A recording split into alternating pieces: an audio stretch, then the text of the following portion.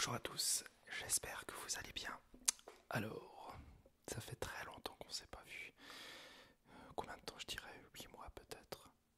Ouais, un truc comme ça je dirais, voire peut-être même plus. Du coup ma vie a beaucoup changé entre temps. Et bien je vais vous en parler durant cette vidéo.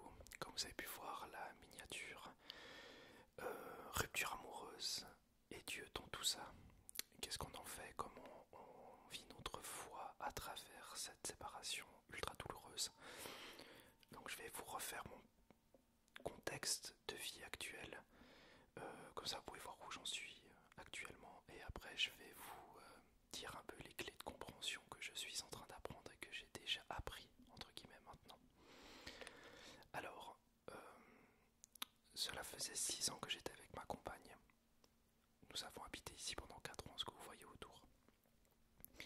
Et il s'est passé que notre relation du coup n'était plus du tout,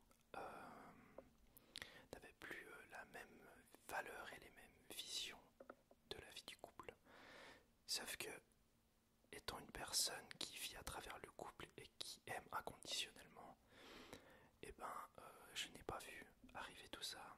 Et mon ex-compagne est restée beaucoup passive car elle n'aimait pas aller chercher en elle tout ce qu'elle vivait en émotion.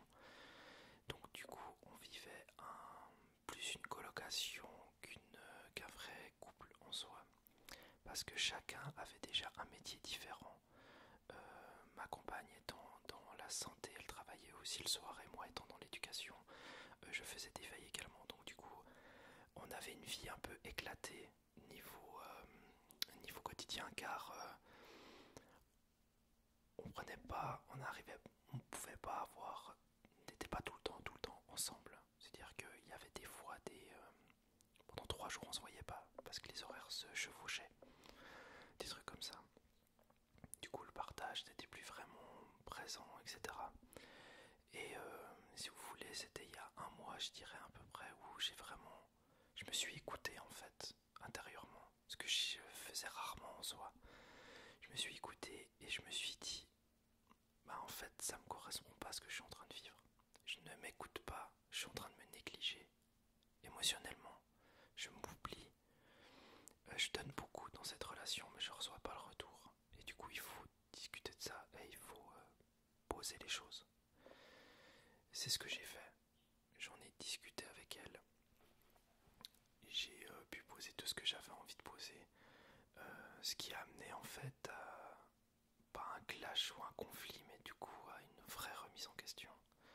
Ce qui a amené 3 semaines plus tard, donc il y a 1 semaine en arrière maintenant, mercredi, il y a 1 semaine, où j'ai décidé de m'en aller, car cette relation me convenait plus.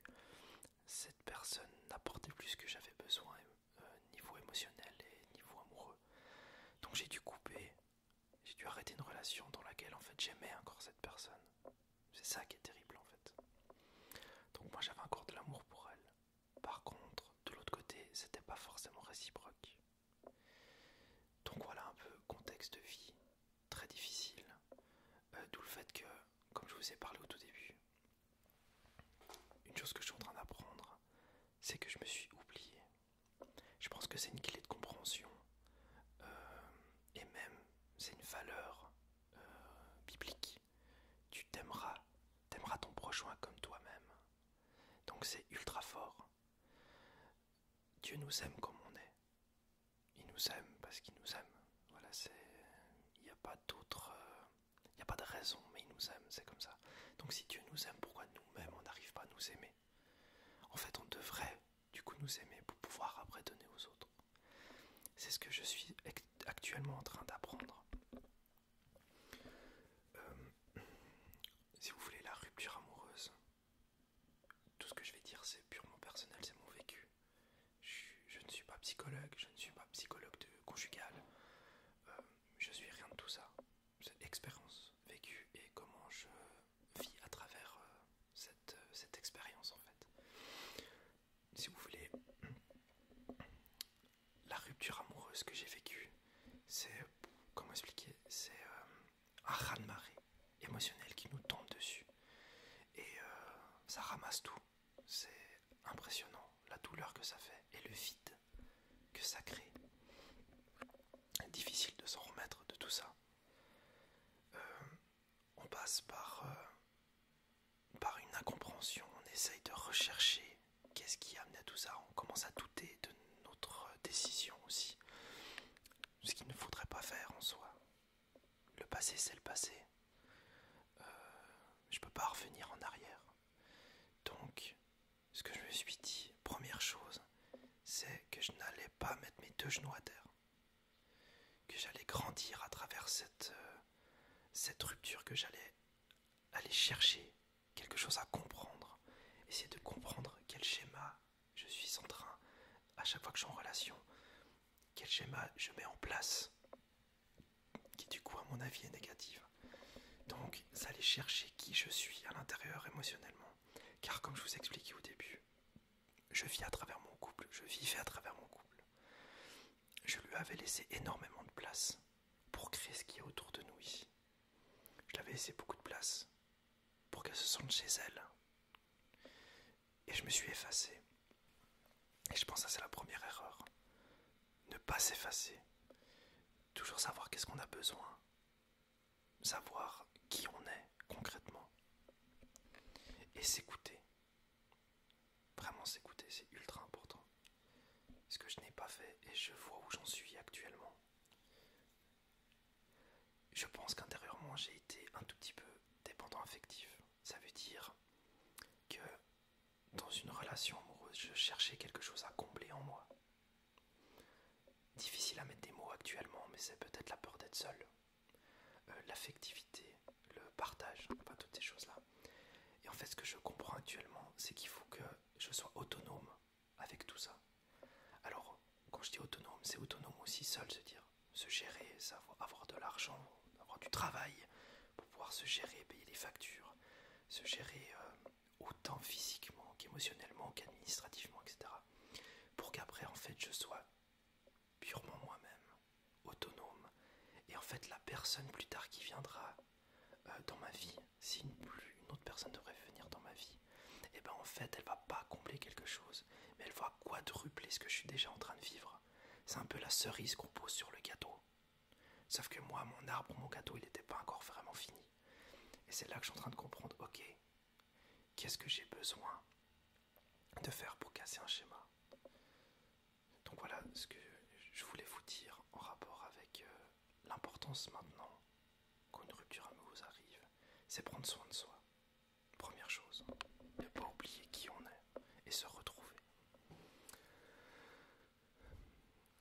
Ce qui m'a aidé à la suite, c'est en fait voir du monde, voir nos amis, voir les gens à qui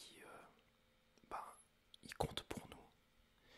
C'est très important d'aller voir ces personnes, sa famille, car en fait, c'est des gens qui sont neutres déjà à la relation. Et il faut aller voir des personnes qui vous écoutent, qui sont pas là à dire ouais mais ça va aller, une de perdue, 10 de retrouvée. Enfin voilà, c'est pas le genre de réponse qu'on a envie d'entendre en fait. Parce que ce qu'on a envie d'entendre dans notre souffrance, c'est entendre rien du tout. C'est juste que des personnes soient prêtes à écouter et à accepter notre lâcher prise et le fait qu'on a besoin de vider les choses. C'est ça que nous devrons faire à quelqu'un qui a besoin d'être écouté. De plus, ce qui est intéressant, c'est que les personnes neutres pourront avoir une vision méta de comment ça s'est passé. Donc ça, c'est très intéressant. Et le fait de penser à autre chose et d'essayer de faire un peu le deuil, parce qu'en soi, une rupture amoureuse, c'est un deuil quand même. Alors c'est pas la même chose qu'une personne morte, certes, mais en soi, c'est un deuil de notre vie. C'est-à-dire que cette personne-là, elle faisait partie de notre vie actuellement. Elle ne fait plus partie de notre vie. Et c'est du jour au lendemain que ça se passe comme ça. Et pour se reconstruire, on n'a pas le choix de couper contact avec cette personne-là. C'est très difficile ça par contre. On passe 6 ans de notre vie ensemble, à vivre plein de choses, des voyages, des partages, et du jour au lendemain, c'est comme si ça devient un inconnu. Et je pense que c'est le seul moyen de faire, malheureusement. Ça, c'est dur à encaisser, typiquement. Pour ma part, du moins, c'est ce que je suis en train de vivre là, je suis en train d'accepter tout ça. voir ses potes, de sortir et surtout de faire les choses qui nous font du bien. Ça peut être des choses assez éphémères, regarder un film, aller boire quelques bières avec des copains, se manger une bonne pizza devant la télé ou devant un jeu vidéo. Tout dépend de ce qu'on a besoin actuellement. Mais on doit réussir à se faire plaisir. Et surtout en fait, au début, on est tout en bas, on a creusé, on voit plus l'avenir, on se dit qu'on a tout perdu, etc. Mais je me suis toujours dit que je voulais plutôt voir l'avenir et qu'est-ce que ça me réserve. Donc plutôt rester au présent. Ben voilà, là où j'en suis, c'est là, maintenant. Je suis tout seul. Le passé, je peux plus revenir en arrière, c'est terminé. Donc ça me sert à rien d'aller chercher dans le passé quelque chose. Je peux me pardonner si j'ai fait des fautes. Ça me fera du bien peut-être. Je peux pardonner à la personne en face, elle a fait des fautes, ça me fera du bien également. Mais je peux rien changer dans le passé. Donc du coup le passé, il faut le laisser là où il est, il faut l'accepter. Il faut être au présent. Et là au présent, bah, je suis tout seul. Et plutôt mon avenir, qu'est-ce que ça m'attend? Quelle opportunité ça me donne en fait, tout ça. Si on est dans une relation sans plus aimer, où en fait on voit qu'on n'arrive à rien, bah finalement c'est la meilleure solution autant pour nous que pour l'autre personne. On ne peut pas non plus obliger une personne à nous aimer. C'est comme avec Dieu en fait. Dieu ne nous oblige pas de l'aimer. C'est pour ça qu'il est toujours là. Mais il nous laisse le choix de venir vers lui.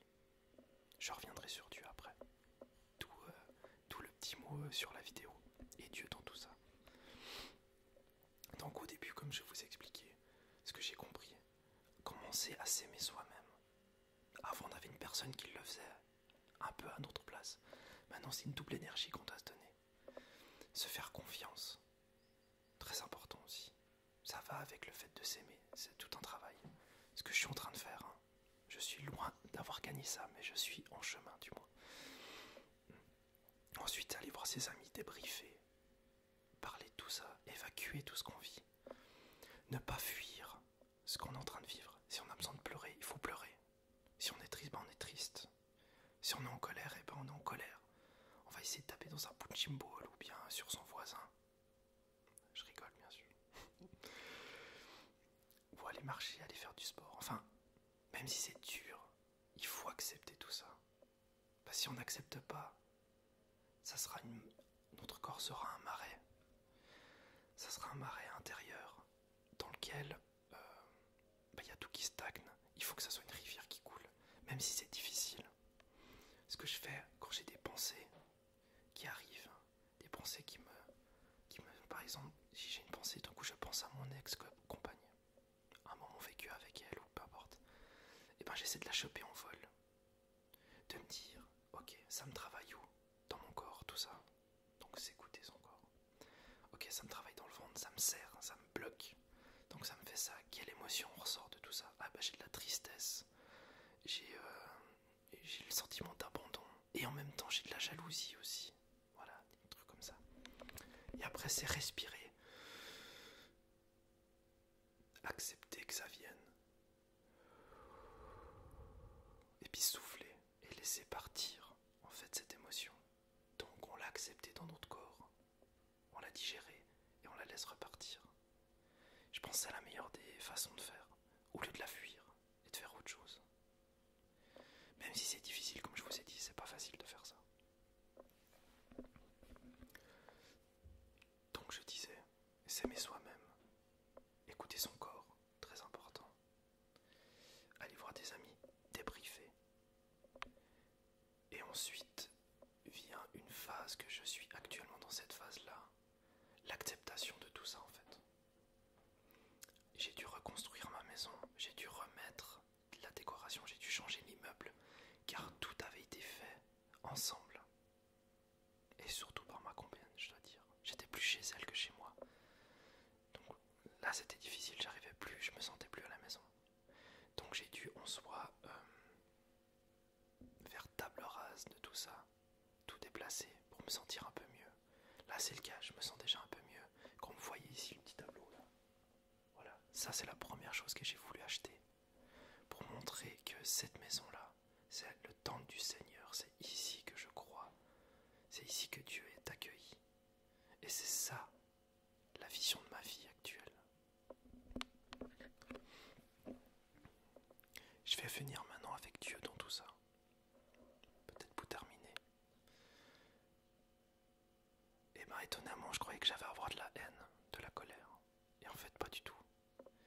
cette rupture-là m'a fait comprendre tout ce que j'avais perdu comme relation avec le Seigneur. Impressionnant. Je vais vous raconter une chose pendant cette rupture-là que j'ai compris, c'est que dès que j'ai rencontré cette personne, donc il y a 6 ans, je m'étais tout de suite dit « Oh mince, je ne pourrais pas vivre ma foi avec cette personne-là. » Quelque chose qui m'avait énormément fait du mal, en me disant « Mais je pourrais pas prier, je pourrais pas parler ouvertement de ma foi. » Mais les choses de la vie ont fait que j'ai aimé cette personne pour d'autres choses, et du coup on a avancé comme ça. Sachez que cette personne m'a toujours respecté dans mon choix religieux. Elle m'a toujours dit « Prends ton temps », mais j'allais pas le faire avec elle. En fait, c'était ça. Et en fait, c'est là que je me dis, je me suis effacé dans ma relation. Je me suis mis corps et âme à travers la relation. Vivre à travers la relation. Et c'est là une des erreurs que je dirais que j'ai fait. Mais par amour que j'ai fait tout ça, je dis bien. Et en fait, j'ai oublié ma relation avec Dieu. J'ai laissé faner cette branche de mon arbre de vie. Et j'ai mis toute mon énergie dans d'autres branches de la vie. Une chose que j'ai compris, c'est que cette branche-là, la branche de la relation avec le divin, la relation avec Dieu, jamais, jamais, jamais, elle ne peut être cassée. C'est celle-là qu'il faut nourrir. Parce que les autres branches, on peut les perdre. Celle que j'ai donné toute mon énergie en amour, je l'ai perdue. Mais cette branche-là du Seigneur, cette branche-là de la relation divine, je ne l'ai pas perdue. Et encore mieux, je suis en train de comprendre qu'il m'a... C'est pas une épreuve qu'il m'a fait faire. C'est pas le genre d'épreuve, à mon avis, que Dieu il nous donne. Voilà, cette fille ou ce garçon. Je pense pas que c'est ça. Mais je pense qu'il me met un challenge ou au défi où il a envie qu'il y a quelque chose qui change dans ma vie. Et c'est là que je me suis dit, ok, première chose, j'ai besoin de revenir à toi, Seigneur. J'ai besoin de te retrouver. J'ai besoin de revivre à travers toi. J'ai besoin que tu viennes vivre à travers moi. J'ai besoin que tu sois dans cette maison. Et que cette maison, pour n'importe quelle autre personne vienne ici, comprenne que c'est ton temple et que c'est ici qu'on croit. Et là, je suis en pleine relation avec le Seigneur et je sens qu'il me comble. Même si des fois c'est difficile, je prie, je me mets à genoux, je lui parle tous les jours d'être en relation pour qu'il me comble. J'ai ce sentiment d'abandon et d'être seul. Mais je suis pas seul vu qu'il y a le Dieu qui est là. Et c'est ça qui est fort. Et du coup, Dieu dans tout ça, dans l'épreuve, dans la souffrance, c'est là qu'il se manifeste le plus. Et vraiment, ça faisait longtemps que j'avais pas ressenti Dieu dans ma vie comme ça. Et du coup, ça me fait énormément de bien. J'ai beaucoup parlé, j'ai beaucoup discuté de ma vie. Peut-être ça vous intéresse. D'où le fait que je vais recommencer mes vidéos. Comme je vous dis, il y a un avenir qui arrive maintenant pour moi. Je suis là maintenant, un peu en souffrance. Mais je sais qu'il y a un autre avenir, sûrement meilleur, qui m'attend après. Et dans lequel je vais avancer et je vais grandir. Cette rupture-là, j'espère, me fera grandir. Et c'est ça le but en fait d'une rupture. C'est pas qu'on sombre, mais qu'on grandisse à travers elle. Qu'on voie les schémas qu'on a faits et qu'on puisse les casser à la limite. Qu'on puisse se re-rencontrer et qu'on puisse de nouveau s'aimer et de nouveau savoir qui on est. Voilà, ça c'est très important, c'est comme ça que j'ai envie d'avancer. Je remercie Dieu entre autres pour ça, c'est lui qui m'a réussi à me faire comprendre tout ça, vraiment. Donc pour la suite des aventures, je vais refaire des vidéos plus régulièrement cette fois, quelque chose que j'avais mis de côté du coup. Donc j'ai envie de refaire ça, on va faire des lectures bibliques, on peut faire aussi des, comme là, une sorte de débat à rapport avec un thème bien précis, qui peut être très intéressant. On pourrait faire des lives aussi, ça va vous de venir dans les commentaires. Du coup, vous venez dans les commentaires, vous venez mettre des messages, vous mettez des j'aime, que ce genre de vidéo puisse toucher d'autres personnes. Ça m'a fait du bien d'en parler, mais j'espère que ça peut aider aussi d'autres personnes. Voilà. Et je vais terminer par une prière. Seigneur, je te remercie de ce moment vécu avec la communauté. J'aimerais prier pour les personnes qui écoutent à travers cette vidéo et qui ressentent exactement ce que je suis en train de vivre. J'aimerais donner de la force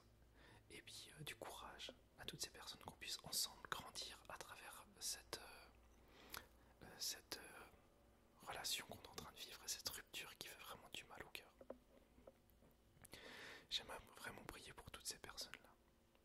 J'aimerais que tu puisses bénir les personnes qui écoutent également cette vidéo. Que tu puisses les bénir à travers cette vidéo. Voilà Seigneur, je te remercie pour tout. Je te mets toute cette prière dans le nom de Jésus. Amen. Voilà les amis, donc, commentaire, mettez un pouce, ok? Et on se retrouve